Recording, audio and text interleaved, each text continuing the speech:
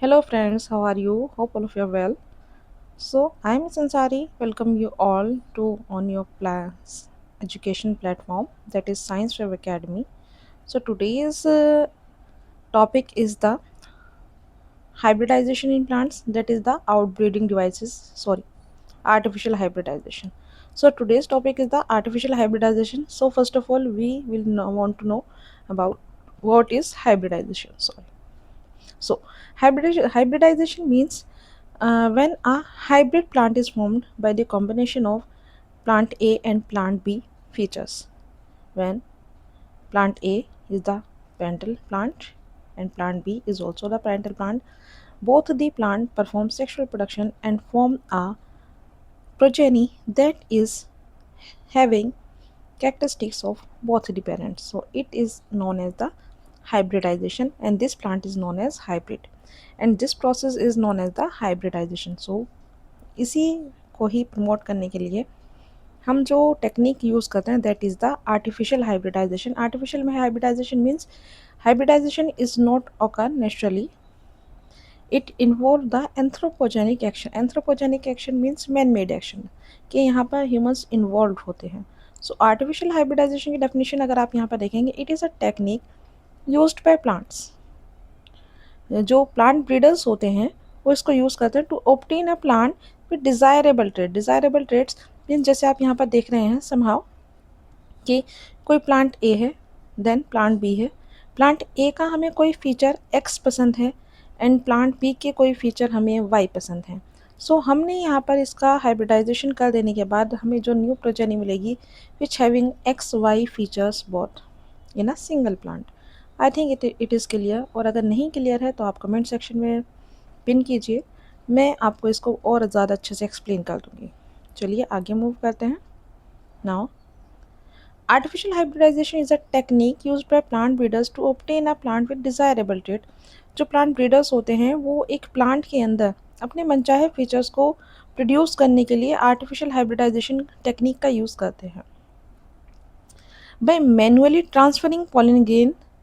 कैसे करते हैं वो? मैनुअली मीन्स खुद से पॉलन ग्रेन्स को ट्रांसफ़र करते हैं from selected male parent to the stigma of the selected female parent. I think इतना डन है. यहाँ हम दो प्लांट्स को चूज़ करते हैं that is one is a male plant and second will be the female plant. When we will cross both of the plants gamete, we obtain a progeny that having the characteristics of both the plants. It is important method of plant breeding used to combine useful traits such as ये कहाँ कहाँ use होता है artificial hybridisation, ताकि हम एक जो progeny यहाँ बना रहे हैं जो फॉर्म कर रहे हैं उसमें हमारे desired features present. Desired means मन चाहे फीचर्स प्रेजेंट हो. जैसे कि हम प्रोडक्शन अच्छा करना चाह रहे हैं कि हाई ईल्ड हमें यहाँ से मिल जाए, डिजीज़ रेजिस्टेंस प्लांट्स हम यहाँ से बना लें, पेस्ट रेजिस्टेंस प्लांट बना लें. पेस्ट मीन्स जो इंसेक्ट्स वगैरह प्लांट्स को नुकसान पहुँचाते हैं, सो वो पेस्ट वगैरह प्लांट्स को नुकसान ना पहुँचाए, प्लांट उसके लिए खुद से ही फाइट कर सके. बेटर क्वालिटी फ्रूट्स यहाँ पर हमारे बन सके या बेटर क्वालिटी सीड्स बन सके.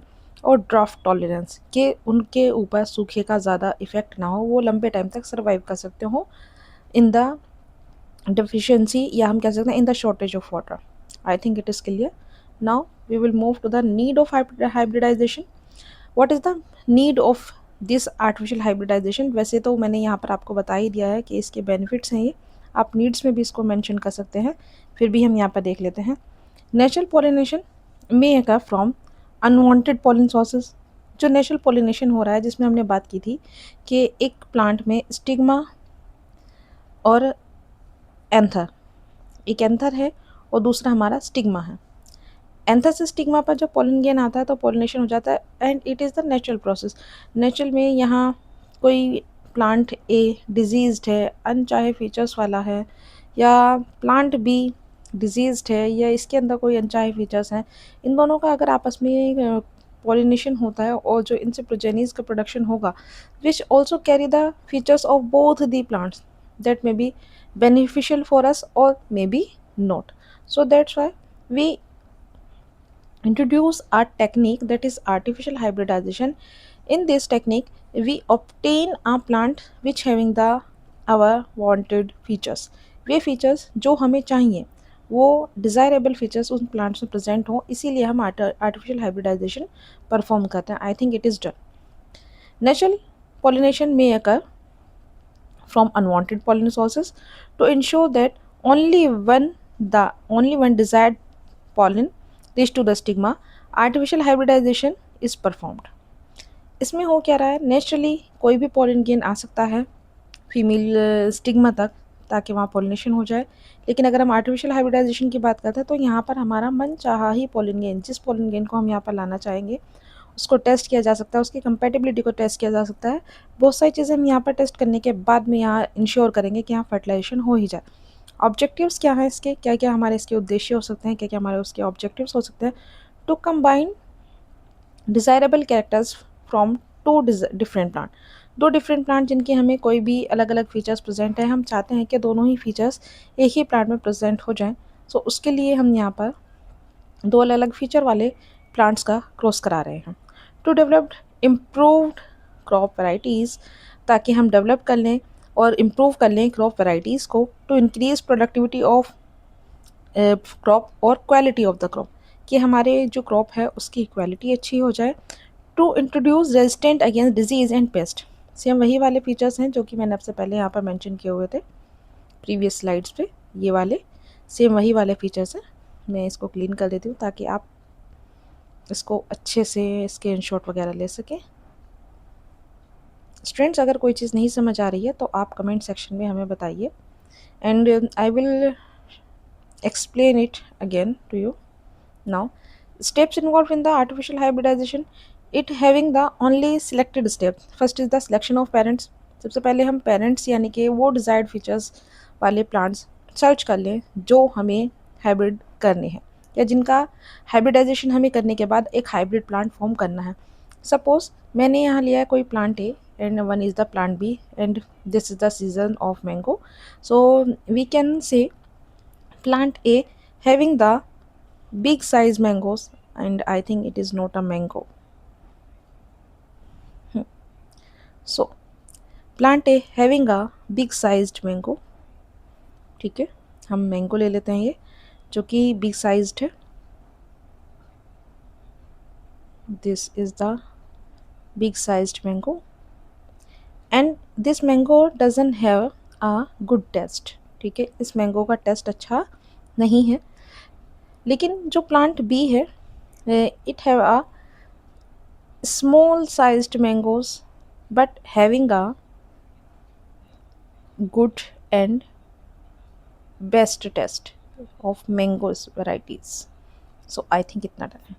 So plant A which having a large size and plant B having a good taste, and plant A जिसके साइज़ छोटा हो जाने की वजह से हमें यहाँ से ज़्यादा क्वांटिटी या ज़्यादा वेट में मैंगोज़ नहीं प्रोड्यूस होते, नहीं मिलते. और यहाँ ये ज़्यादा होने के बाद भी इनकी मार्केट में कोई इतनी अच्छी वैल्यू नहीं है. सो मैं एक चाहती हूँ कि यहाँ पर एक प्लांट ऐसा प्रोड्यूस हो जिसका साइज़ भी बड़ा हो. ठीक है, सपोज़ इसका साइज़ भी बड़ा हो और इसका जो टेस्ट है वो भी अच्छा होना चाहिए. और अगर ऐसा हो जाए तो मार्केट में मेरे मैंगोज़ की जो होगी वो डिमांड बढ़ जाएगी, and I think we can achieve a ideal business after that. So here we choose a plant A which having a large sized mangoes and plant B which having a best test. So मैंने दोनों plant A and B choose कर लिए and मैं चाहती हूँ इस तरह का हाइब्रिड यहाँ पर फॉर्म हो जाए. सो इसके लिए ज़रूरत होगी कि हम कोई एक, मान लीजिए इसको सपोज़ कीजिए ये मेल है and this one is the female. ठीक है, ये फीमेल है और ये this one is the male. So मैं चाहूँगी कि इसी प्लांट का पोलन गेन इसके स्टिग्मा तक पहुँचे. ठीक है, देन तभी तो आर्टिफिशियल हाइब्रिडाइजेशन परफॉर्म होगा, तभी तो मुझे मेरे मन चाहे फीचर वाला एक मैंगो का ट्री देखने के लिए मिलेगा. और अगर मेरे पास एक मैंगो ट्री यहाँ पर प्रोड्यूस हो जाता है तो after that I can use this mango tree for the production of seeds. And आप इतनी चीज़ तो जानते ही हैं कि एक मैंगो ट्री से हम उसका सोमा क्लोन्स वगैरह बना सकते हैं. एंड अगर आप सोमा क्लोन्स वगैरह नहीं जानते तो हम जब बायोटेक्नोलॉजी वाला पार्ट पढ़ेंगे, हम उसको वहाँ डिस्कस कर लेंगे। आप इसको एक तरीके से सिंपल ऐसे समझिए, एक ट्री मेरा इस तरह का सक्सेसफुली बन गया। उस ट्री पे मान लीजिए कोई 100 मैंगोज़ आते हैं और मैंने 100 मैंगोज़ के सीड्स वगैरह यूज़ कर लिए अगली बार, तो उन एक ट्री से मुझे 100 ट्रीज़ देखने के लिए मिल जाएंगे। सो आप इस तरीके से इसको लेकर के चल सकते हैं। So second step is the emasculation. Emasculation जिसमें हम एक बाइसेक्सुअल प्लांट के मेल पार्ट को रिमूव कर देते हैं, उसको इमास्कुलेशन कहा जाता है। Now third one is the bagging, fourth one is the artificial pollination and fifth one is the rebagging. इसी को ही थोड़ा डिटेल में हम देख लेते हैं। चलिए, first is selection of parents. देखिए यहाँ पर लिया हुआ है हमारा, two plants with desirable traits are selected. Example, female parent having a high yield and male parent disease resistance.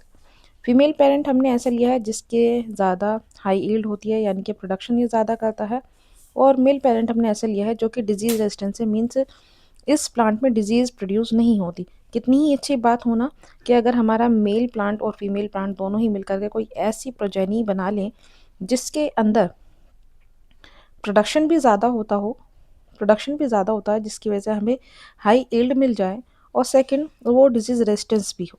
और हमारा एम ही क्या है? एम यही है कि भाई हमें एक ऐसा प्लांट मिल जाए, ऑफस्प्रिंग, ऑफस्प्रिंग मीन्स इसकी प्रोजेनी, मीन्स न्यू प्लांट, ऐसा फीचर वाला प्लांट हमें मिल जाए जिसके पास दोनों ही फीचर्स यहाँ प्रेजेंट हों। आई think it is done now. Now we will move to the emasculation. Emasculation means the removal of anther from the bisexual flower. Bisexual flower. Bisexual flower means a flower having a male and female part both. In this flower, we remove the anther और male part of the flower. हम इसमें mail part को remove कर देते हैं ताकि उसी plant का जो पोलन गेन है वो फीमेल पार्ट तक ना पहुंच सके। पर्पस इसका यही है, prevent self pollination, self pollination को रोकना है, इंश्योर करना है कि हमारा सिलेक्टेड पोलन गेन ही यहाँ पर पहुँचे। जब उस प्लांट के पास मेल गैमेट वहाँ पर है ही नहीं, मेल पार्ट है ही नहीं उस फ्लावर का, तो पोलन गेन तो वहाँ से वहाँ तक नहीं पहुँच सकता। हाँ, ये हो सकता है कि वो किसी दूसरे प्लांट से पहुँच जाए, तो उसके लिए हम यहाँ पर एक और स्टेप करेंगे, that is the bagging. Method क्या है इसमें? पहले इमास्कुलेशन देख लेते हैं अच्छे से। चलिए इसी को थोड़ा और अच्छे से एक्सप्लेन कर देते हैं। इमास्कुलेशन, इसकी डेफिनेशन यहाँ पर गिवन है, removal of anther from the bisexual flower. Bisexual flower means a plant having a male and female flower both.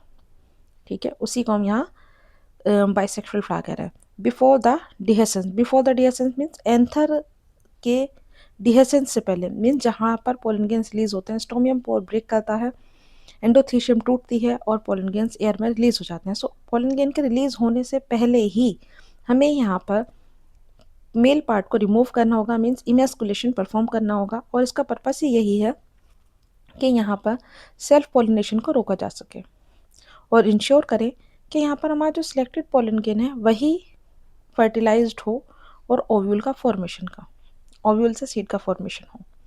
Method क्या रहेगा हमारा इसमें? Anthers are carefully remove by using forceps.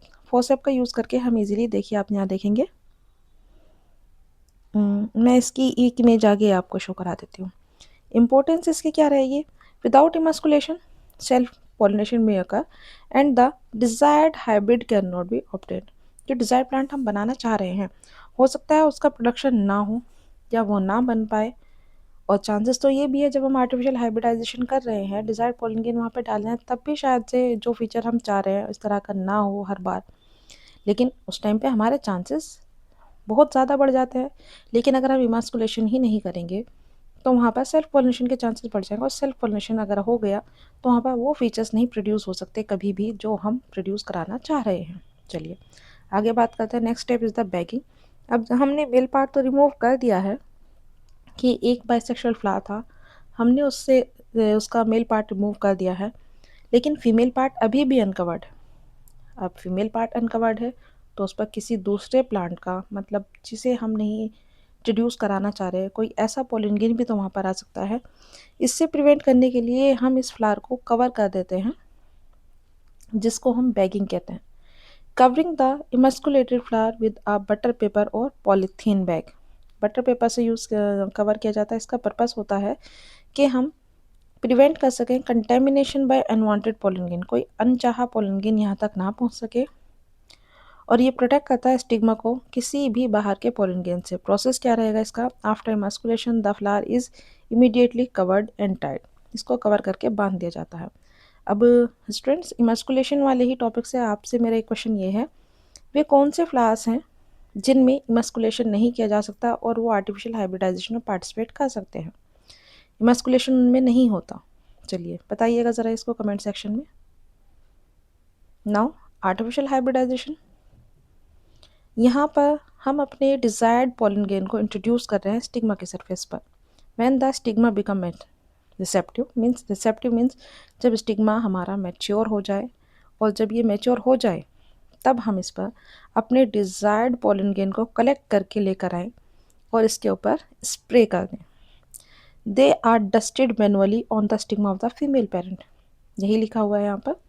When the stigma become receptive, जब stigma इतना mature हो जाए कि वो वहाँ पर मेल गैमेट को अच्छे से रिसीव कर सकता है, रिसीव कर लेने के बाद वहाँ फर्टिलाइजेशन परफॉर्म किया जा सकता है। सो उसके लिए यहाँ पोलन ग्रेन्स कलेक्ट किए जाते हैं सिलेक्टेड प्लांट से, सिलेक्टेड मेल प्लांट से, एंड उनको डस्ट यानी कि स्प्रे कर दिया जाता है स्टिग्मा के ऊपर। स्टिग्मा क्या होता है? फीमेल पार्ट होता है फ्लावर का।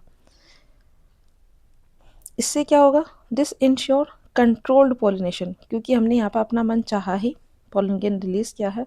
सो इसके बाद पोलिनेशन अगर होगा तो पोलिनेशन हमारे कंट्रोल में होगा। आई थिंक इतना आप समझ पा रहे हैं।